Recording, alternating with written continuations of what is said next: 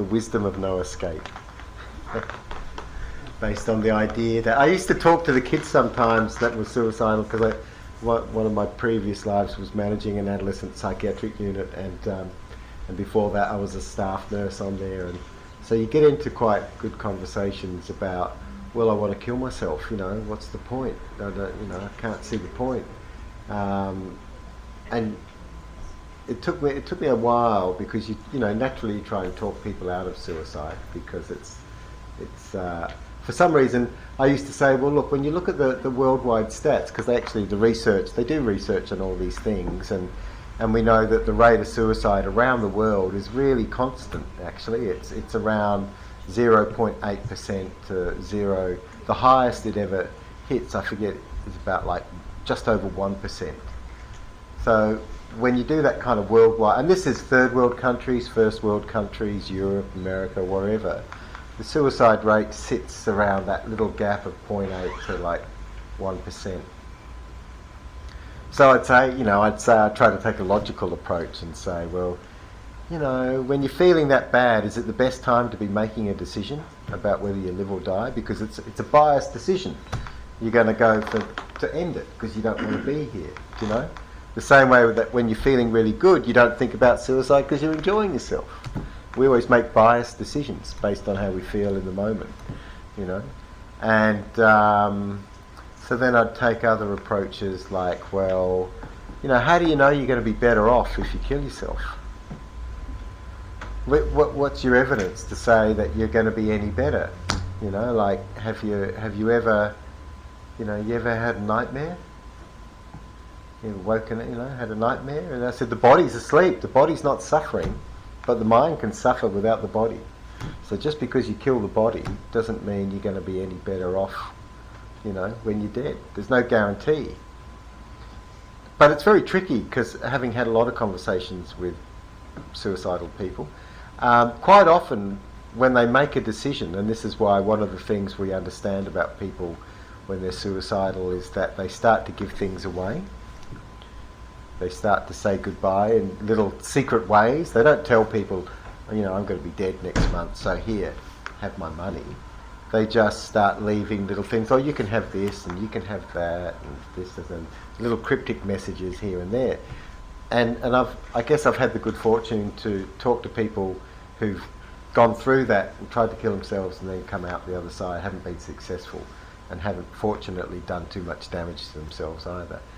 And they say, well, look, when I made that decision, everything, it felt right. It felt right when I made that choice, because, suddenly everything kind of felt better. I felt better. And I said, so you work it out and you go, well, you felt better not because it was the right decision. You felt better because you'd made a decision. And that took all the burden away. You no longer had to worry about the future or the past, because you clarified what your decision was. And having made that, all your worries went away. Again, it's about letting go of the past and the future. There's no more worry about the past. So in a way, it's a very powerful teaching that when you're in the present, because then they're in the present and they're feeling wonderful and giving everything away and being generous. That makes them feel great, because they give things away and people smile. So then they feel even better, And then they make the date, and the date comes, and most of them go through with it or make an attempt or get talked out. If we find out soon enough, we prevent them. But that process of letting go of worrying about the past and worrying about the future, having made a decision about the present, frees them, And it's freeing to anyone once they make a decision, because you can do it in a positive way too about the future. Like, well, I'm no longer going to do this, this is what I'm going to do. And once you accept the difficulties that can go with that choice of how you're going to live your life, regardless of the fact that it might be difficult when you first start to implement change, for some reason you've got that energy to overcome those obstacles that previously you couldn't overcome, because you've committed to a choice about how you're going to be and how you're going to live. And it's that commitment that kind of gives you then that energy to keep going, even when things maybe don't feel right. All the old arguments don't seem so insurmountable anymore. So yes, the wisdom of no escape. But again, it's a very clear Buddhist teaching about the fact that You know, there's no way out. There is always suffering, you see. Even the Buddha, after enlightenment, suffered. That's sometimes a hard one, because, you know, the whole idea of enlightenment is sold as the end of suffering. You no longer suffer, but it's a different kind of suffering, in the sense that the Buddha suffered not mentally, only physically, because the body is not us. You know, one of the focuses in meditation is not me, not mine, not self. And you start to take this approach to the body.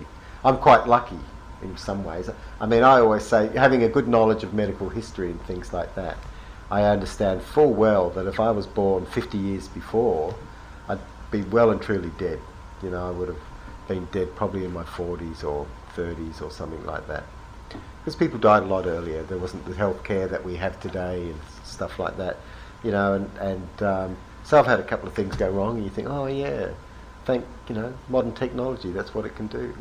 It can keep you alive, and hopefully you can make better choices after that. So it's this idea that, you know, the body is not yours. We always relate to the body as though it's ours. I mean, that's the whole beauty industry, the whole plastic surgery industry is about trying to improve this. You know, and as the Buddha says, it's just 32 different parts, mostly water, pus, blood, you know, bits and pieces like that. I had a really good time once after once I was quite sick, and I was trying to do 5 weeks meditating at Wat Buddha Dhamma, but I had this infection going on at my stomach at the time, and literally I was getting, you know, having to sort of, not trying to be gross, but literally I was having to squeeze pus out of my stomach at times, and you just go, oh. So I was doing this Maranasati meditation, which is the death meditation, you know, so you just look at the body and just realise that's what it's comprised of, you know. There's someone in the room older than me, you know, and people younger than me, and if we all stick around, you'll keep seeing older and younger people. I work in a hospital, so every day, you know, I walk through and out the entrance, and you see sickness, old age and death. And so one of the markers of existence that the Buddha talked about was anicca, impermanence, you know. But the trouble is, it comes back to this kind of, we're avoidant beings. We don't like the truth. People say they like the truth, but we don't. The world wouldn't be in the shape it's in if the majority of people like the truth. We wouldn't be in the kind of turmoil that we're in. We avoid the truth, and we misrepresent it, or we change it, or, you know, from the top down. We can't just blame the politicians. It's great to blame the politicians because they do it in such an overt way. I don't know if you've ever seen that picture of Tony Abbott, the one where he says, you know, and he's standing, the quote goes, "It's not like I put it on a poster 40 foot high in letters 10 foot wide, you know," and there he is standing in front of a poster 40 foot high with letters 10 foot wide going, "No cuts, no cuts, no cuts, no cuts." And of course we all know he's cut all of those things, you know. And but he's not the first politician to lie, and he won't be the last one.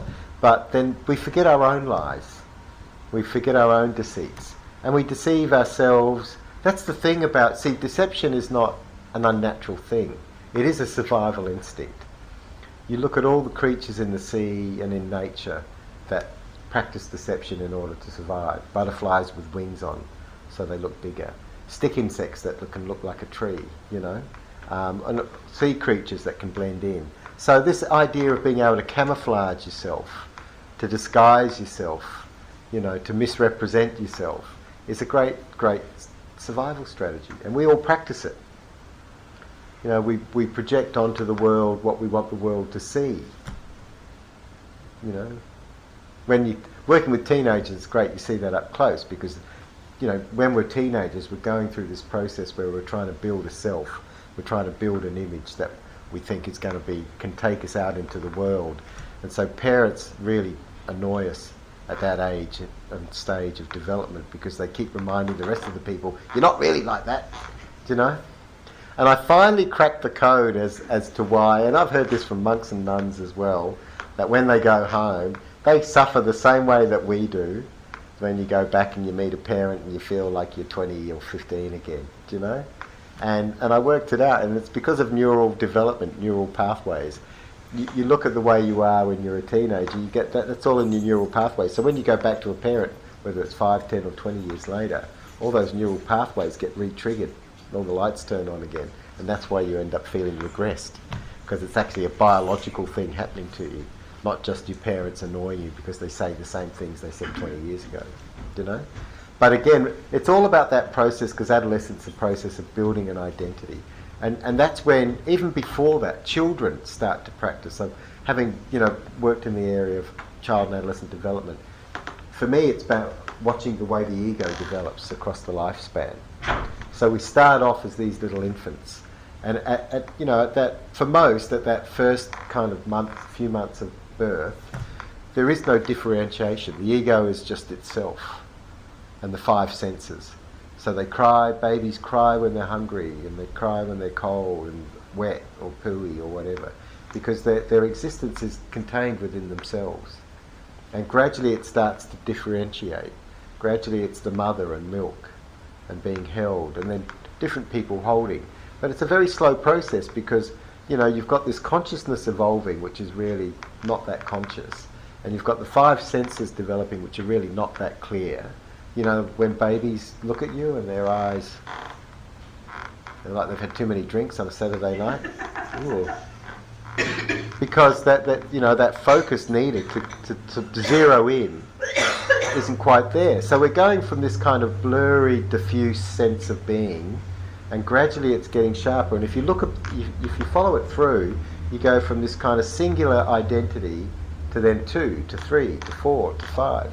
And then, by the time you get to adolescence, it becomes that anxiety-provoking world where all eyes are upon you, And what are they seeing?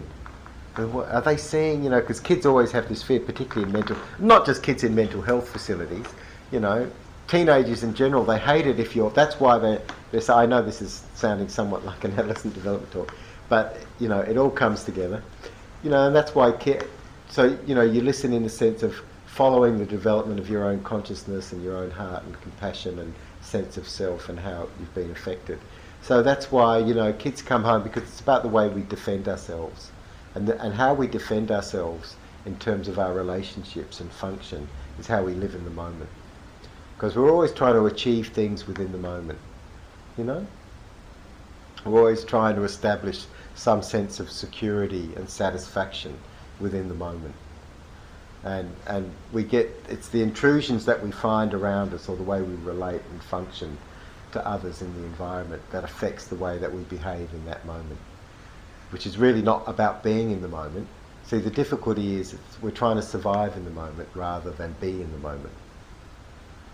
And that's that saying that people say, that's the common approach on the Buddhist idea of present moment awareness, is that we don't do it, because even though we're here, we're either lost in the past, thinking about, why did that guy have to do that to me this morning? Why did that guy cut in? Why did that girl do that? Why is mum, dad, whoever doing all this? Or we're going, oh, what about tomorrow? I've got to meet my boss tomorrow. I've got to go through a performance review, or I've got to finish that work by then, and I really should be home right now doing that, So we're, in that sense, the kind of more mainstream approach to the present moment is always that, even though we're in the moment, we're not, because our thinking is either about the past or our thinking is about the future. But actually, when you bring it right back to the moment, what we're always trying to do in the moment, we're always trying to achieve something within the moment, which is a sense of well-being. So people think, oh, we come to mindfulness and that'll work. But when you're not secure in yourself, when there is no secure self that can sit in the moment and not be self-conscious, then that's when we go into the past and the future.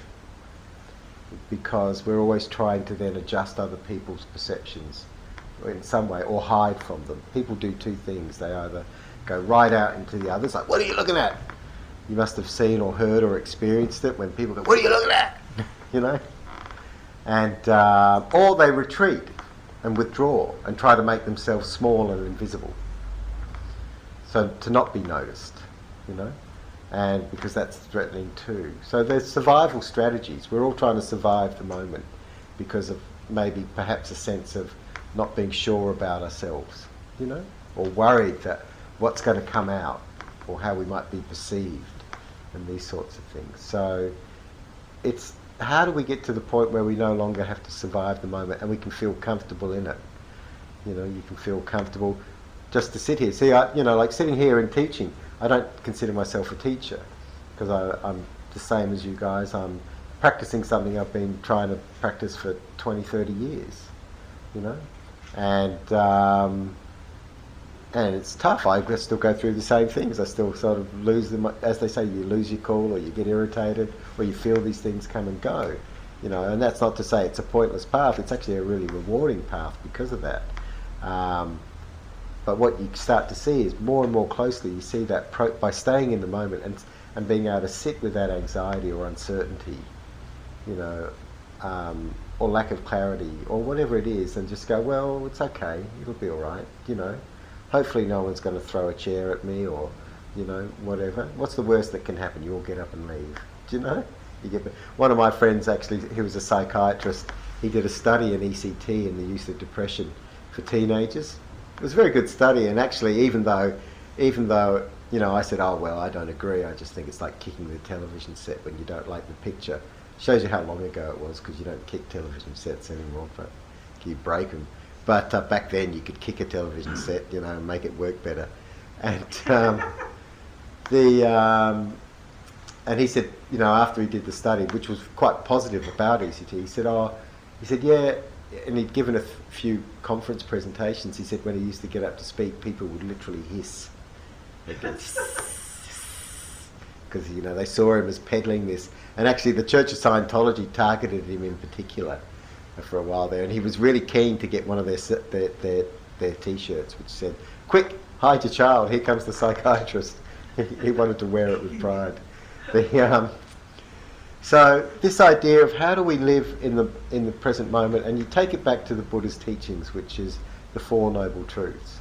There is suffering, and that's it. There is suffering. It's just unavoidable.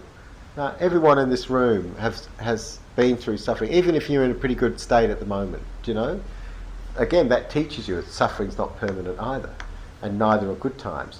But the trouble is we suffer because the second cause of, the second noble truth, there is a cause. And it's because we're trying to reach a permanent state, or a permanent state of being. We're always trying to get to this point of, just keep what we've got and hold on to it, And you can't. That's why we suffer. We keep trying to hold on to something by its very nature cannot be held. It's in everything has this mark. Every existence, every compound thing has this mark of impermanence. Things fall apart. It's not even central to Buddhism. Every religion, even non-religion, everything has this concept, awareness of the concept that everything changes. Because I was reading my blurb, I didn't write that, but it said I was going to do something about, how being living in the moment can help you to change. And I'd actually reverse that and saying, accepting change will help you live in the moment. That's the real thing, because everything is impermanent, everything will change. Nothing. No matter how good it is for you right now, it's not going to last. How sick you are or how unhappy you are, it's not going to last. We can extend things and make them better by our behaviour and the way that we adjust to things. But the more we fight against change, the harder it's going to be. One of my favourite sort of anecdotes is about Kerry Packer before he died. The big man, as they always call him, And so it was just after Thredbo, so everyone knows he had, he had kidney problems and heart problems, and so it was just after Thredbo, and there was that wonderful story of the SES guy that, held on to the guy that was buried under the rubble, Stuart Driver, for 3 or 4 days and came out. So, and the other famous anecdote is people who work in the ambulance service will know this, that every ambulance now carries a resuscitator. You know, that put them on your chest. Because when he had his cardiac arrest at his polo competition, he was virtually, he was a gambler. That's how lucky he was. He got one of only 2 ambulances in New South Wales at that time that had a defibrillator. And that's why he survived, because they... So, you know, Kerry, you think it sounds quite generous, doesn't it? Because he went out and bought every ambulance in New South Wales a defibrillator. You know what the ambos called him? Yeah. Because he just wanted to, you know, you think it's generous. A lot of people benefited from that, but it was just to make sure if he went down again, the ambulance that came would have a defibrillator. So twofold generosity there. The other very interesting thing, because after that he came back and said, well, I've been dead, mate, and I can tell you there's nothing there, right? And famously on a 60 Minutes interview, which I found at odds with the fact that when he had to fly to America for his, because he had poor kidneys because he had too much soft drink, and didn't drink alcohol but drank soft drink. I've got another mate at work that's got kidney stones now because he doesn't drink but he drinks soft drink. Never drinks water. He's got whopping great kidney stones. So I tell you this, don't drink soft drink. So first of all he fitted out his private plane with the, you know, it had, from what I heard, the best intensive care setup in Australia at that time. It even beat St Vincent's and cardiac specialist wards. It was so well set up. The second thing he did was hire the SES worker that held on to Stuart Driver's hand for 3 days to accompany him to the States and back. So if you're not afraid of dying, why do you need that support? If there's nothing there, what's to be afraid of? Seems at odds. You know, so he's trying to survive the present moment. And so maybe there was more there than he wanted to let on. But that idea, you know, again, just accepting that things will change and we all come to an end. I think you can see Rupert Murdoch going through the same sort of things now, just trying to hold on to what they've had. The other thing, you see it again in Hollywood in particular, and young women trying to hold on to their looks. You know, like if you've always had that kind of, you know, if your identity has been based on something so flimsy and impermanent. Because I've told this story a few times. So when I was a teenager, the hottest woman in the world was Farrah Fawcett. I even had the TV Week poster of Farrah Fawcett in a bikini, and I can remember thinking there can't be anyone any more beautiful than that in the world. Anyway, I mean, she died not that long ago, and she died in her early mid-50s.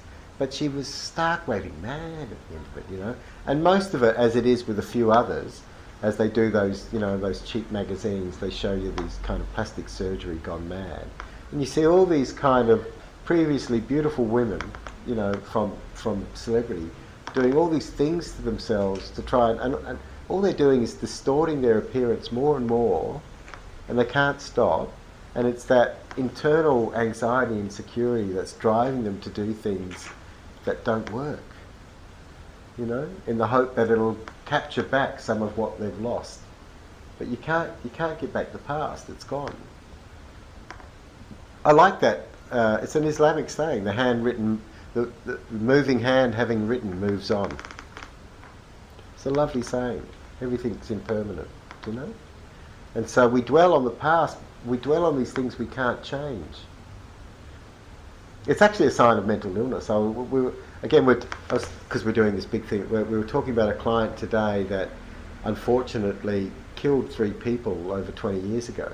He's from another country, and he's got cancer, so we're trying to work out how to, you know, he's allowed to go home, but no one wants to take him, and, you know, there's all these complications.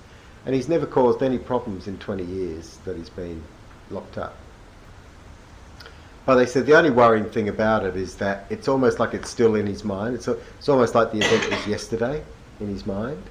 Do you know, he doesn't pick on anybody else. He doesn't do anything. He's been a model, as they say, a model patient. But, you know, if anyone talks to him about it, it's like, that's what they did. They got what they deserved. And it's still like he's living in that present, you know. I've seen it in other people as well, this incapacity to let go of the past. And it's like as soon as they start talking or thinking about these things, that can be 10, 20, 30 years ago. It's like all the emotion comes back, you know?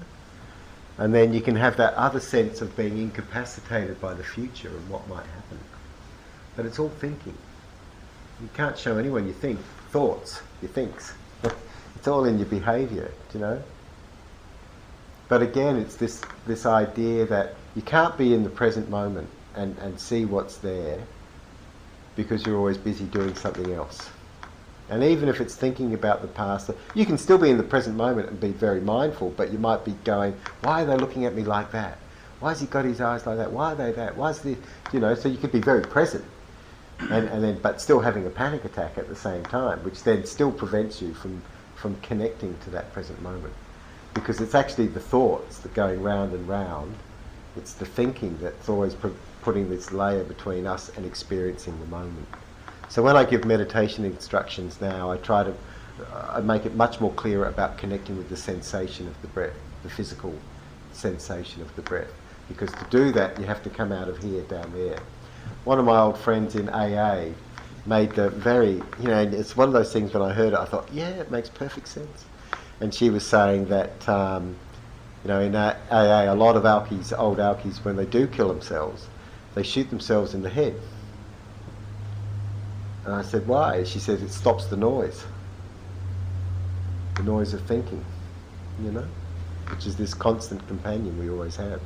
So, you know, that's what they want to stop. They actually don't want to die. Most people, when you really work it out, people don't want to die. They want to get away from what's troubling them or what they feel. And they can't see another way out, you know. And it's a hard thing, you know, I've known people, relatives and close friends go through that. And so, you know, you can understand that not having experienced it to the same level, you can, but seeing how it affects them, you can, you know, you can have compassion for that level of suffering. And I know it just at the mild level of meditating, you know, when you try to sit and meditate and you go, why can't, yesterday when I meditated it was beautiful, it was peaceful, it was, you know, joyful. Now, today I just feel like shit. You know, why can't I have what I had yesterday? And then you suddenly go, well, I'm just thinking for a start. You know, it's just thinking. So you just give up worrying about whether it's a good or bad meditation and accept that if you're meditating, it's good. It's a good thing to practice. You start to change your whole approach through your thinking, through the way that you apply your mindfulness. So to do that, you actually, the wisdom of no escape, what it's talking about is there's no escape from the moment. You have to come back to the moment, pleasant or unpleasant, and start to get familiar with it. Start to learn to sit with that. Learn to sit with whether it's anxiety or sadness or irritation or boredom or happiness and things. But start to take a kind of more objective view of it rather than experiencing what you're experiencing and then trying to get away from it. Do you see the difference? One is like being a 3-year-old in the back of a car. Are we there yet? Are we there yet? Are we there yet? You can't, if you're always watching and trying to do it that way, you never get anywhere. Because you're not changing, you're doing the same thing and just wanting a different result. And it can't happen because you're doing the same stuff. So to do something different, you actually go, oh right, so yeah, I'm feeling restless or bored or whatever. Well, I guess this is it. What stops people doing that is the fear that this is going to always be it. Because they've already spent 20, 30, 40 years trying to get away, and so they can tell you, well, I've been like this for 40 years, it's not going anywhere. And it's actually, well, yes, you've been like that for 40 years because you've stopped it leaving. You're holding on to it. It's really and it's not a nice thing to say to people because it's like saying it's your fault. The reason why you're unhappy and suffering, it's your fault. You're maintaining your own suffering because you're doing the same thing. And that's why it can seem unfair, because it can seem like a judgment, but it's not a judgment. It's just an explanation of what's happening. You know? And yes, but they go, no, I've done everything that I possibly can. I've gone to all these different treatments. I've taken every different type of medication. I've tried homeopathy. I've prayed. I've read The Secret. I've been to faith healers, and I'm still exactly the same. None of it works. Of course it doesn't. It's like pouring water over a rock and expecting to find gold inside, you know. It's just going over the surface. It's not getting in. Because internally, you're sitting there going, right, now I've done this and I've done that, so it should happen. When I first got into, one of the first areas I worked in was drug and alcohol. And it's still one of my favourite stories. You know, there's nothing like work. Alcoholics can be very funny when they're recovering because they're very honest people, a lot of them, you know, brutally honest, sometimes unkindly honest, but they're very direct. And I remember, you know, part of the job we had at the time, we had to take them to this, I don't know why, it's such an unfair thing to do, but we used to take them to this kind of Hillsong type thing in recovery. It works, a lot of it works initially for people to start with, because it goes back to what I was saying about choice and making a choice, because it makes everything black and white. So they go, okay, and sometimes it's great to just go, all right, I'm going to do it this and I'm going to do it that way. No arguments, I don't care, that's it. Because it makes life bearable and manageable for them, and it will give a structure and a direction that they can follow. And some of them do that and get better and then move on, and some of them stay within it and some of them don't. This guy didn't. But he said, you know, but he obviously wanted to stop being an alcoholic, so if they take him to this meeting, he said, mate, everyone's getting up there and, you know, they're going up to the preacher's touching them on the head, you know, and they're all falling over, you know, and getting up and going, praise the Lord, and they look happy, they seem to look happy, so I thought, I'm going to do it, because I don't want to drink anymore. So he said, I got up there, and, you know, and I walked up there and he touched me on the head, mate, I didn't feel a fucking thing. Felt exactly the same, but I fell down because I didn't want to look like an idiot. Do you know? But that's, you know, we're trying to change the feelings we've got, but we're often trying to change them. We're hoping something outside can change what's inside. And whether it's fair or not fair, a lot of the ways we are in the world is a result of how we've reacted to our environment. And again, it's non-judgmental. You can't blame a child for developing anxiety or sadness, you know, if they're living in a hostile environment, because that's the experiences that they've gone through. If you really want to understand the impact of environment on all of you throughout life, and that there's we use it for teaching purposes, because a lot of the work we do in our services is based on attachment theory, which is funny being a Buddhist, where the paradox is all about non-attachment.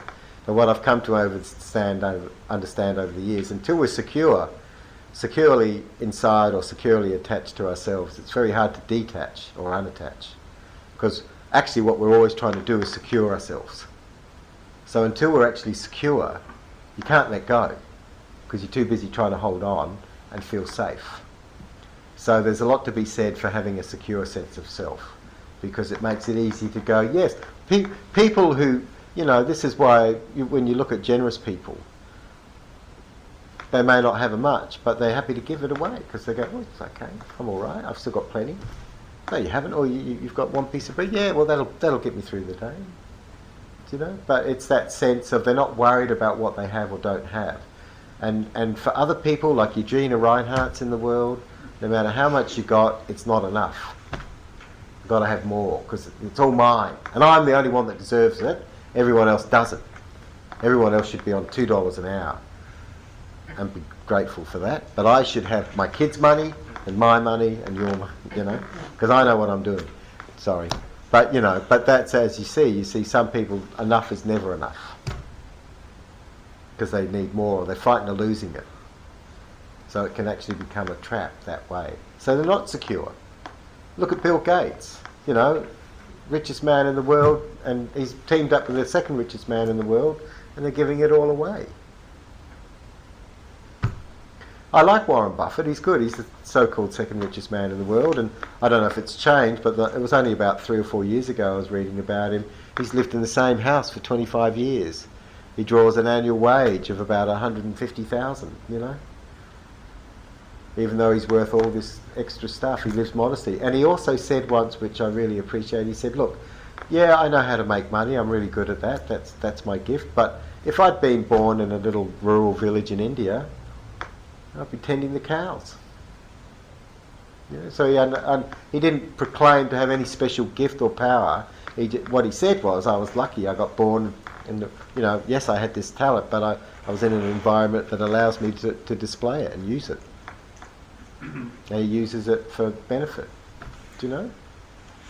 So you see that. It is good you can use this contemplation of, the rich and famous in a positive way. Because again, you compare someone like Bill Gates or Warren Buffett to someone like Murdoch or others that can't get enough. And you see, money doesn't necessarily have to spoil you either. It's all about that relationship and your sense of self inside, your own security. So the clip is called the Still Face Experiment, Edtronic. It's only 3 minutes long. It will be, without an understatement, it will be one of the most powerful things you ever look at. All it is simply an experiment to test a child's kind of reactivity and attachment. It's a very simple experiment. Baby comes in, sits in the chair, mum sits opposite, mum interacts with the baby. Anyone seen it? You seen it? Yep. It's good, isn't it?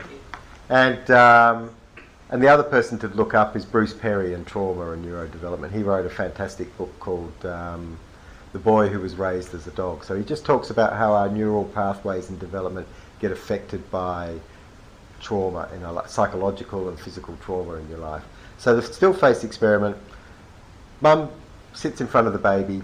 See, babies need eye contact, and our whole neural pathways. One of the things we've got in our neural system is these things called mirroring cells. So that's why kids like to mimic. Most kids like to mimic. It's a biological process because we've actually got these imitation cells that copy things. That's why you see people in families have the same traits and things like that, same mannerisms and stuff.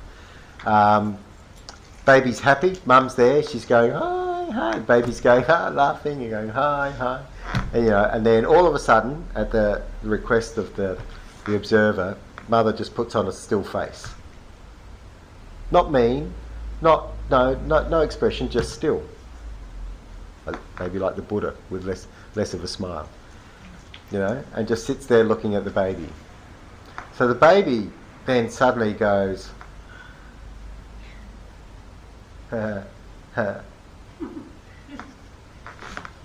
starts to do all the things it's been doing that mum's been doing with him.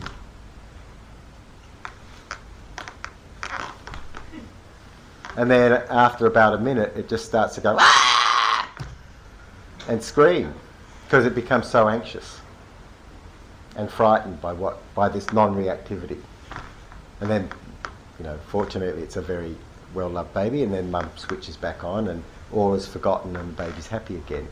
But you extrapolate that to what happens to babies. So we know babies, for instance, get depressed because they do what we call gaze avoidance. So when you've got, a mum who's depressed, their expression doesn't change. And so that's why making big goo-goo eyes and big goo-goo sounds to babies is very important, because that's how they learn and grow. And kids like me because I look like a Teletubby, and that's why the Teletubbies are popular. Big eyes, big faces, they can see them.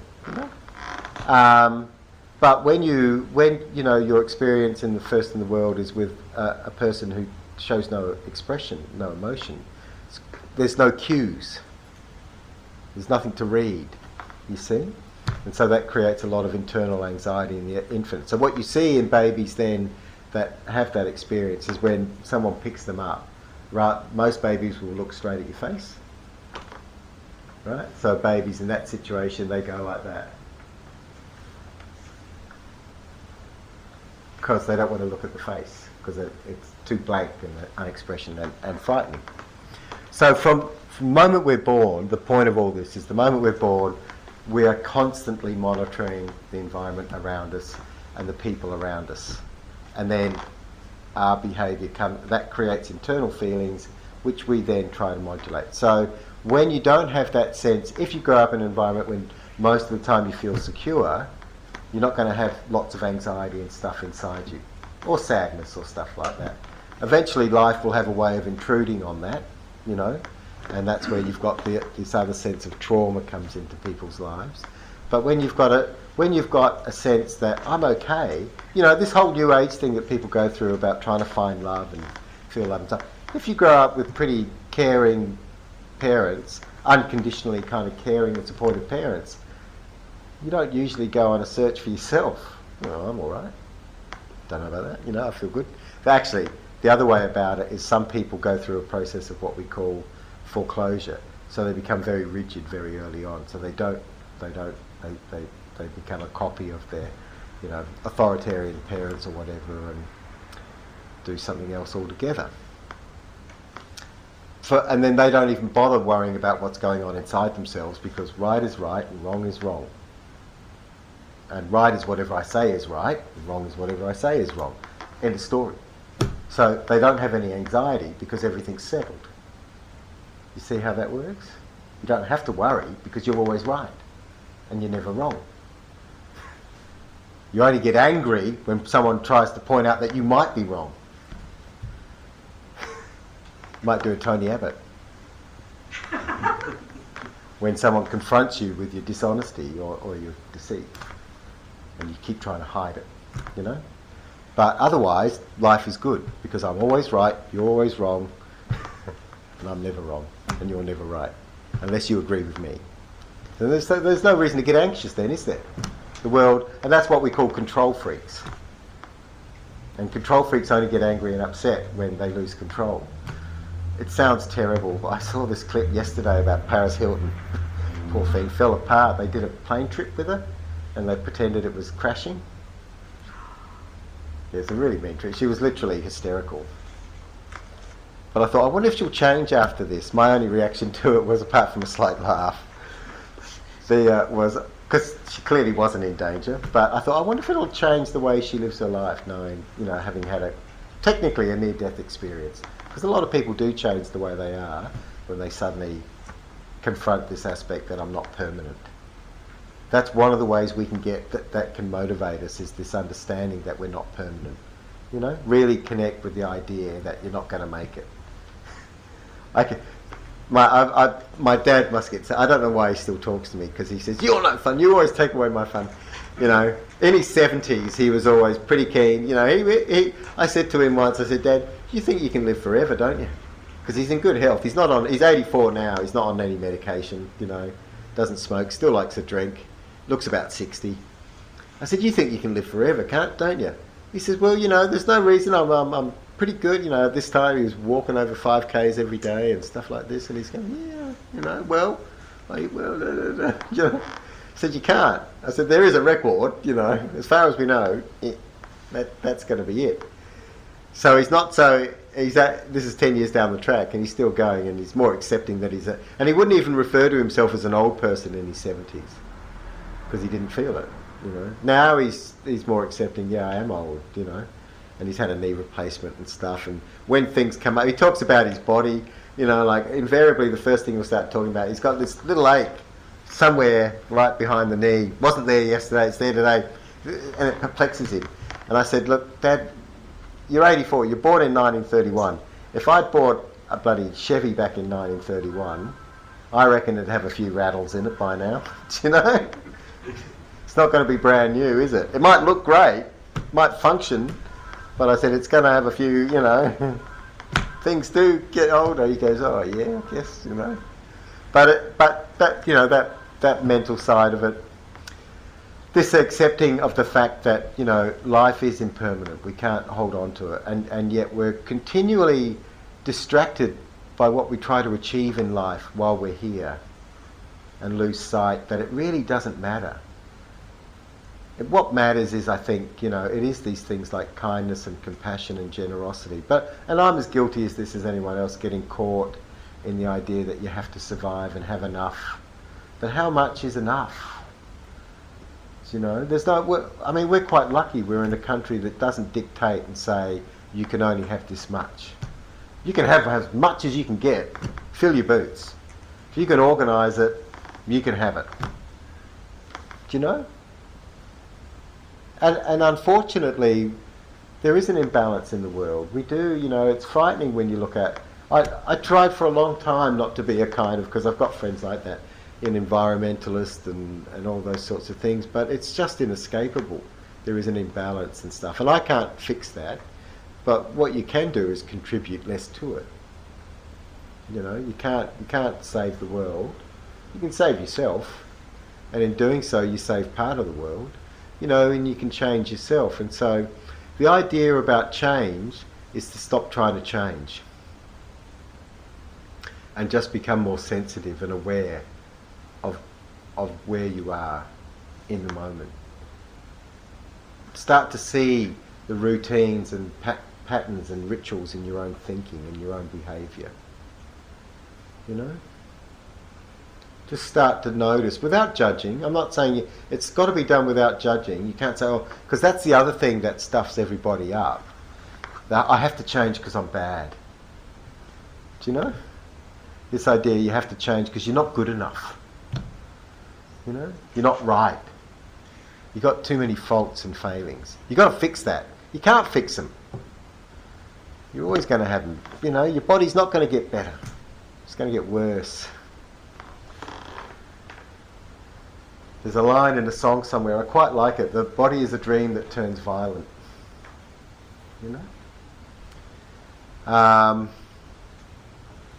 But so the whole approach to change is to just let go of the things that you're trying to do to make change happen, and just look at what you're trying to change. So one of the things that made it easier for me was the recognition, having gone through a long period of that, of trying to change me because I didn't feel good enough or right, or felt, and I still feel like there are things that could be better, it's like, but it's this idea that, well, hang on, most of it's okay. What wouldn't you change? Start with that question. What are you happy with? What don't you want to be different? What do you like about yourself? What's okay? What's okay with you? Most people have friends. Most people are kind to animals. I'd say most of you must have quite a few good things going for you to even be here on a night like tonight at the Buddhist Library, listening to a talk or something like that on how to change or impermanence. You're not at the pub drinking, picking fights, king-hitting people. You're not throwing kittens at greyhounds. It's good to take stock of what's okay with yourself. You care enough about yourself and others to want to do something better. So it's good, because often what we do, we're funny creatures, human beings, going back to this deception. And the trouble is we're one of the only creatures that has self-deception.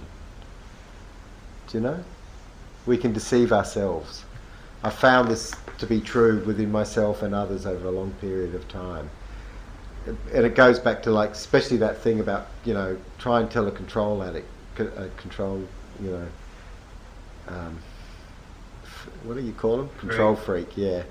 That they're not in control, or someone that doesn't like to be wrong, they're wrong, Even when they are wrong, I'm not wrong.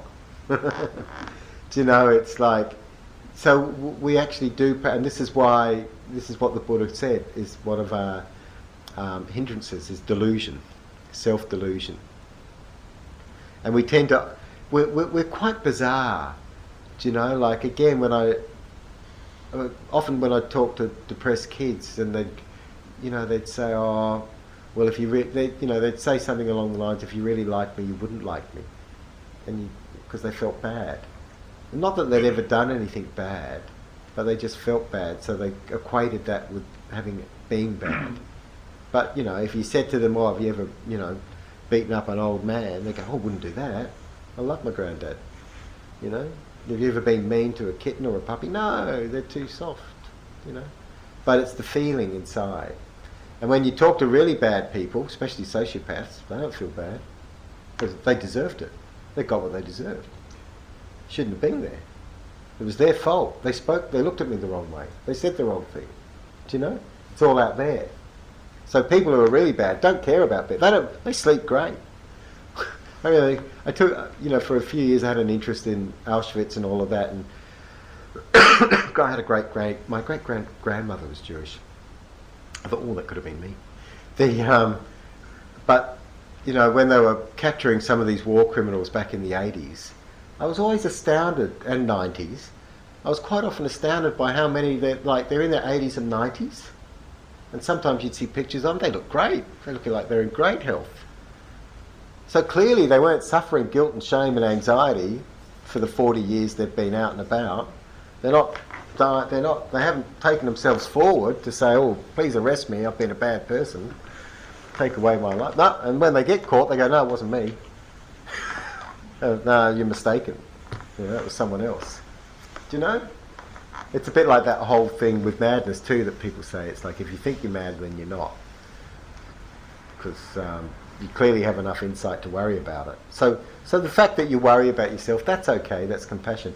One of the things that helped me was when I realised that this sense of badness that I was trying to change or get away from was just that belief and that fear that the feeling was bad and unpleasant. But actually it was suffering. It was anxiety or sadness or irritation or restlessness. Which then we go, that's a weakness. And it's a weakness and it's a failure and it's a fault and it's bad. So we reject it. And then you try to change it? How's that going to work? How can you change something you reject? You disown and you dislike. You ever tried to, you know, time and time again, you ever tried to tell a 3-year-old to shut up? No, you shut up! You're not the boss of me! Do you know? And a lot of this stuff inside us is the same. The more you attack it, the more it defends itself and sticks there. It doesn't go, oh, you're right. Yes, I am being rather sort of over-anxious when I don't need to be. I'll just stop that right now. Gone. It usually gets worse. Do you know? So you go back towards it. You step towards it and just go, oh, I'll have to get to know this. And you think, you know, oh, I do know it already. I know it makes me feel sick, or it makes me feel like this, or I do this, or it's crushing, and you go, okay, yeah, all right. What else? Do you know what else? What else is there? And gradually it'll soften. Maybe you can't do it every day, all day long, but you can. This is where meditation can come into it. You can start to practice this approach of accepting and not trying to get away, not trying to change. Don't sit and meditate in order to change.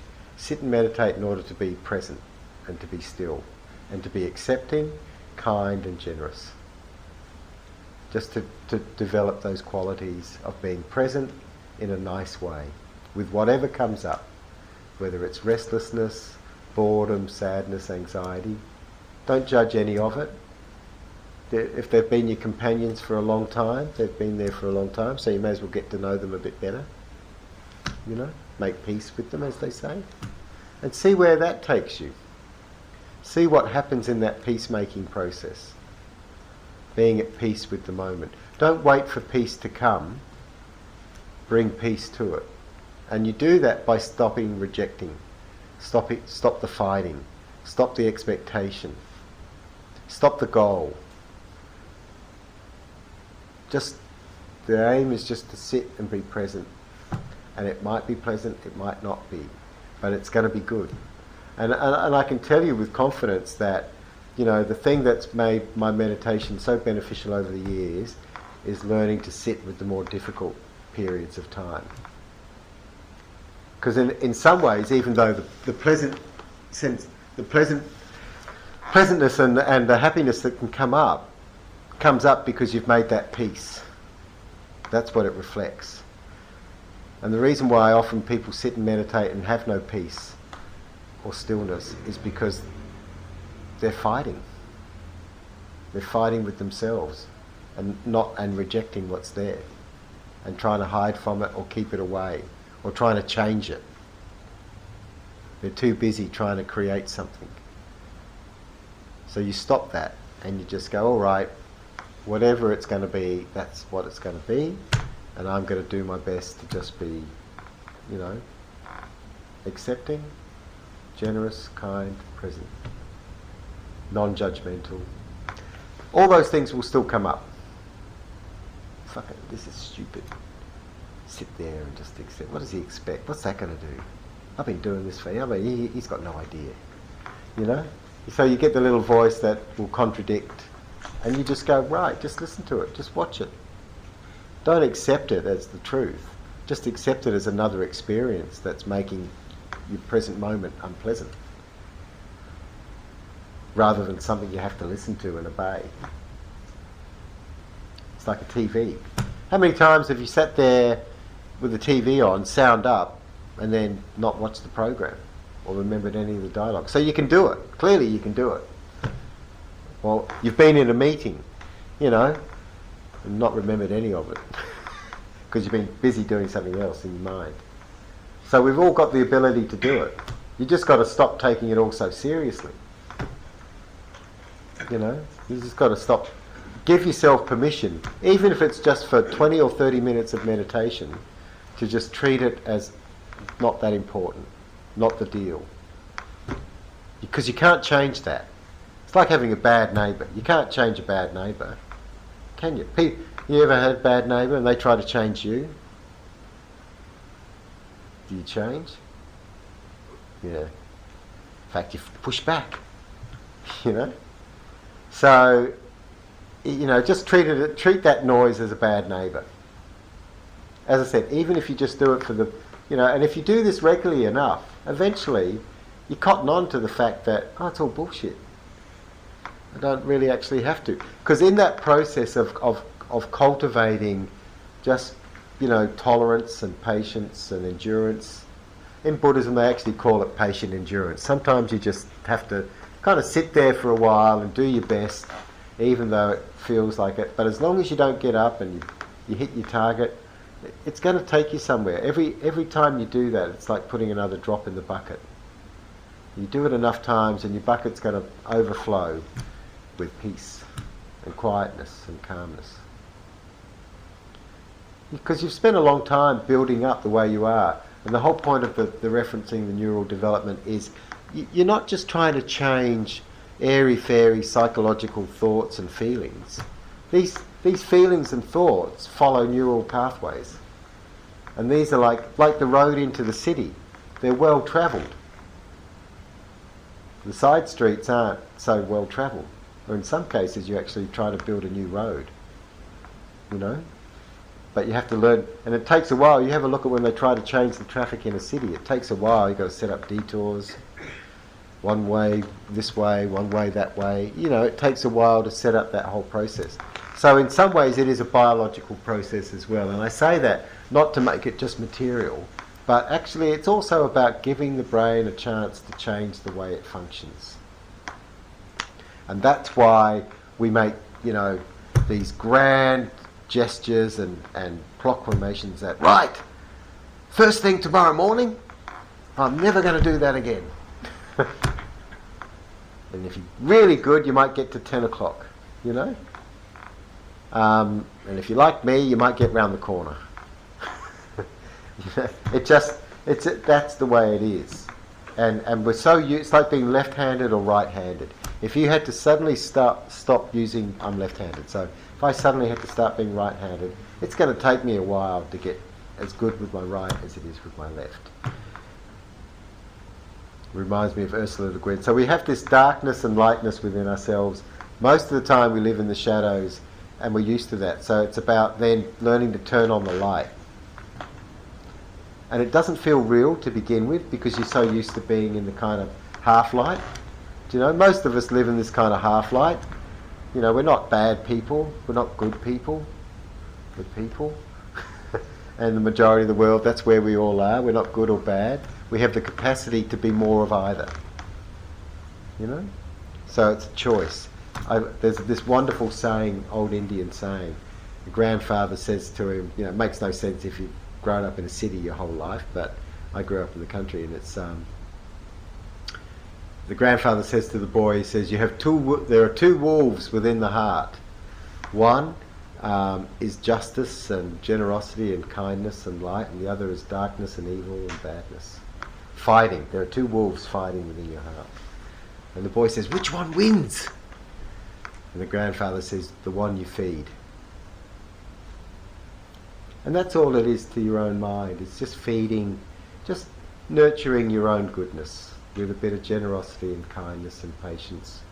And we start with the sitting, with the meditation, to plant that seed. Meditation is the opportunity to plant that seed. Through being, just stop running away from yourself in the moment and see what's there, pleasant or unpleasant. And you don't even, and you can be conscious that, I don't like this. This is really, it frightens me. Good, be aware of that. Just don't run away. And don't let the fear, lead you to being aggressive and fighting and with it and trying to change it or run away from yourself. A lot of people are frightened. The reason why a lot of people are frightened about what's inside themselves is because they've spent a lifetime hiding and suppressing and stopping things. And it's not that what's in there is bad, but it's back to that delusion that it feels bad, so it must be bad. And it might take over, or lose control and it'll take over. It's not going to.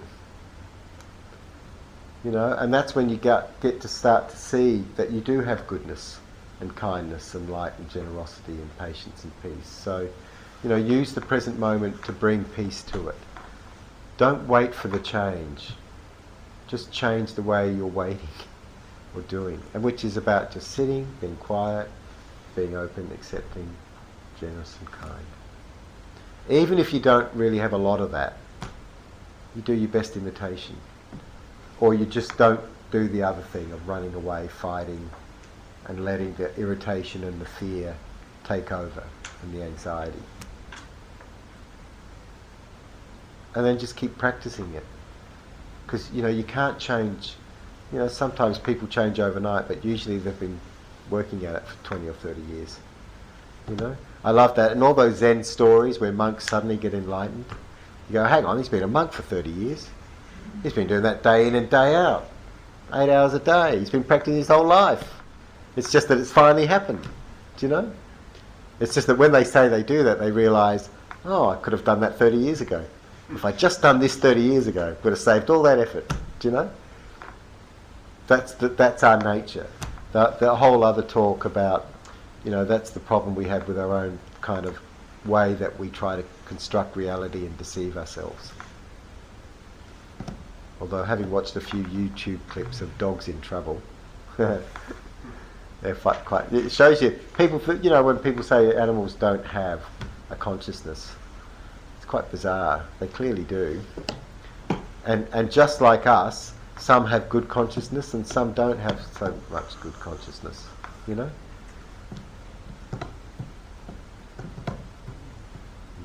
So look, shall we? Do you need a little break, or do you want to start to meditate? Have I made you sleepy enough to meditate yet?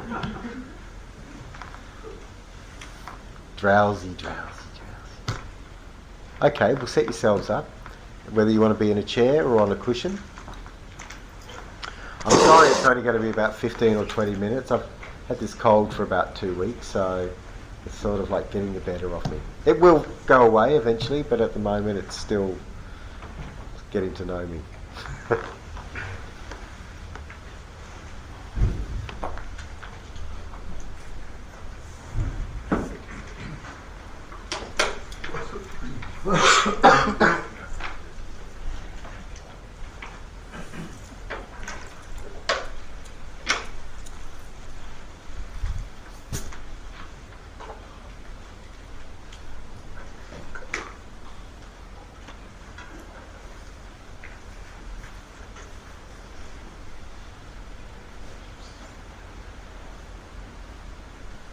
Well, I guess at the end, if you do have any questions, I'm okay to answer those too.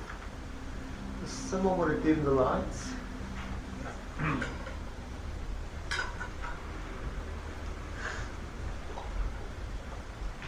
So again, just to preface it though, if you have a lot of restlessness and it's too difficult for sitting, walking meditation, and you can find instructions on walking meditation, or standing is okay.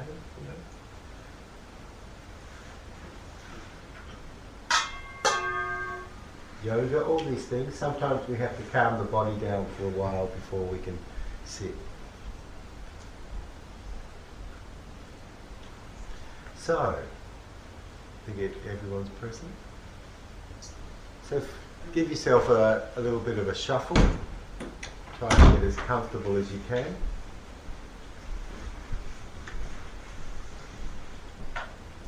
And then just give yourself that permission to let go of the body. Let it keep looking after itself.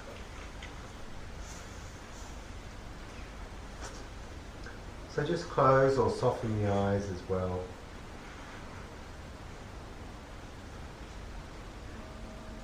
And then again, give yourself that permission to just use this time to calm and quieten the mind. Permission to let go of thinking. Even if the thinking persists, you don't have to pay attention to it. Whether they're good thoughts or bad thoughts, it doesn't matter. You just give yourself that permission to not pay attention to your thinking. And then ask yourself, am I breathing in or am I breathing out? So at that point, when you become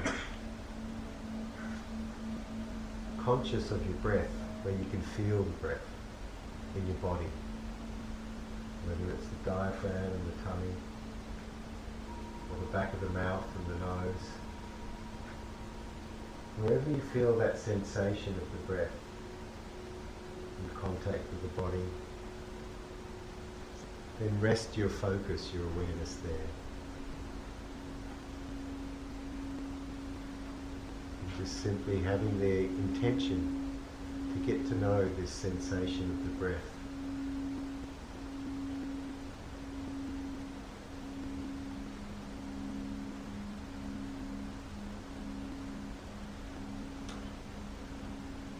Just knowing when you're breathing in, knowing when you're breathing out.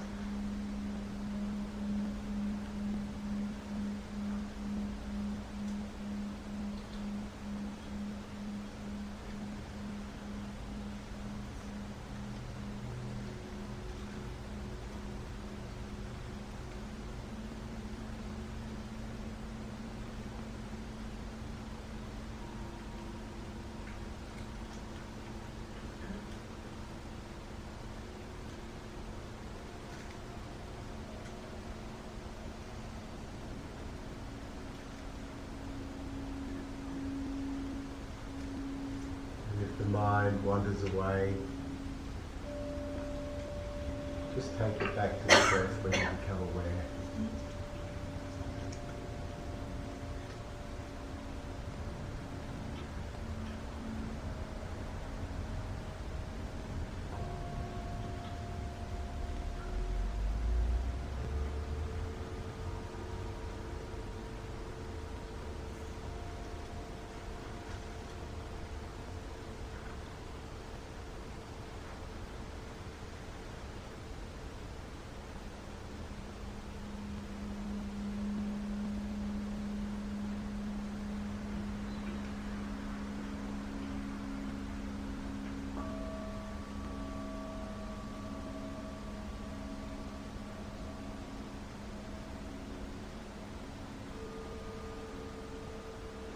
And allowing that connection, that focus and awareness of the breath to sit in the middle, up front of your attention. Allow the other things to drift back. So even if you've got some awareness that there's still some thoughts or sensations or sounds going on, just keep resting up front with the breath. See if you can follow it from the beginning to the middle, to the end of the in-breath, and from the beginning and the middle and the end of the out-breath.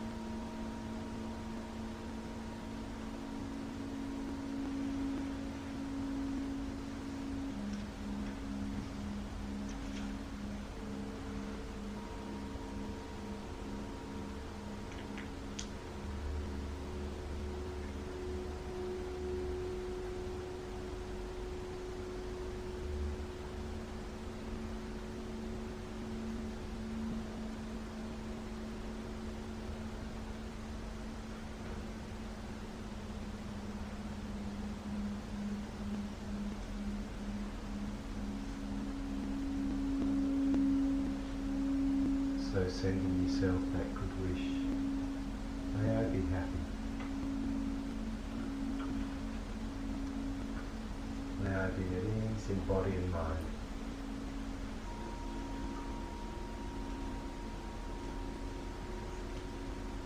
May I be happy. May I be at ease in body and mind. The door of my heart is open to myself, just the way I am. Whatever I've done or not done, whatever my faults or failings, the door of my heart is open to myself, just the way I am.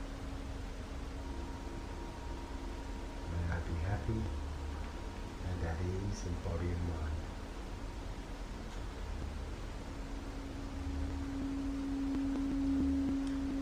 May all those who care for me and all those who I care for, may they be happy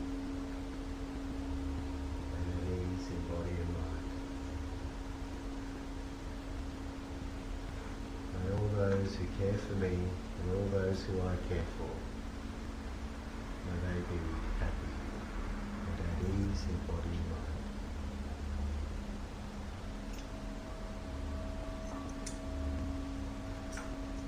May all those who care for me and all those who I care for, may they be happy and at ease in body and mind.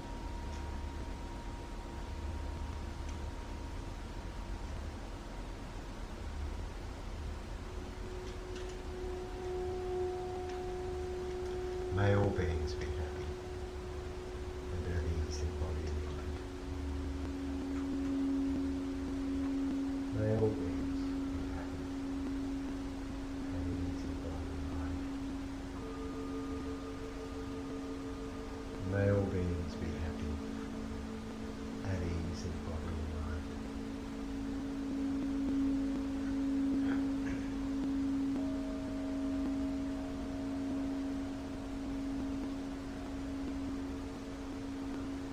So just acknowledge your own efforts to nurture your own well-being.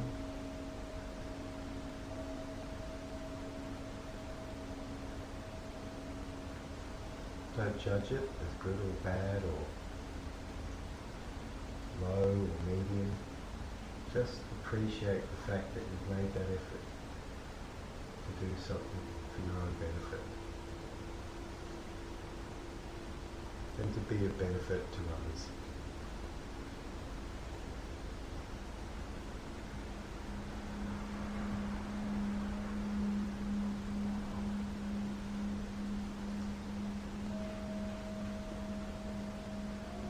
So when you're ready, just softly opening your eyes to start with.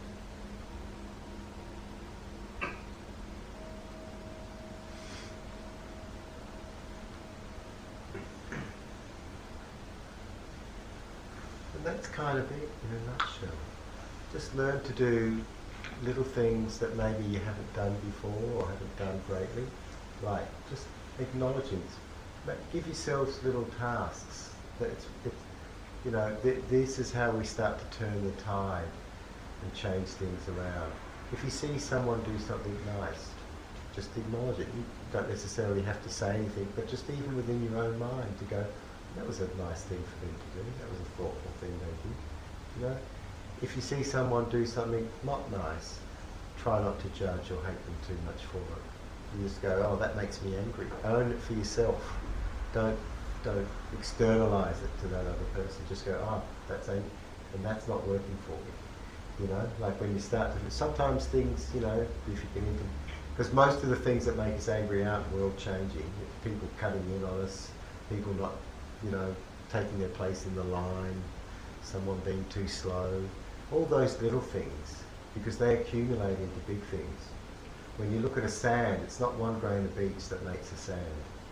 It's all millions and millions and millions, you know, of grains.